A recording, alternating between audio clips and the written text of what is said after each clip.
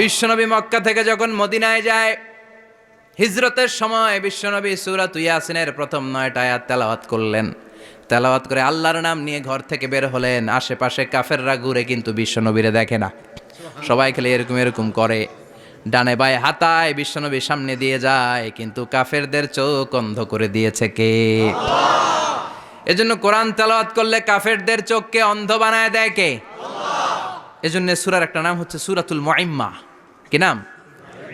অন্ধ করে দেয়। তাফসিরে কুরতুবির মুসান্নিফ ইমাম আল কুরতুবি, ওনাকে জালিম বাদশা বন্দী করেছিল। ওনার তাফসিরে এসেছে উনি শক্তিশালী লোক ছিলেন, জেলখানা ভেঙে বাঁচার জন্য দিছে দৌড়। ওনারেও ধরার জন্য জালিম বাদশার সৈনিকেরা ঘোড়া নিয়ে রওনা হয়েছে। উনিও দৌড়ায়, ঘোড়াও পেছন থেকে আসে। ওমিয়া মানুষ কি ঘোড়ার দৌড়ের সাথে পারে? উনি হাঁটতে হাঁটতে হয়রান হয়ে এক বালুর ময়দানে যেয়ে ধপাস করে পড়েছেন।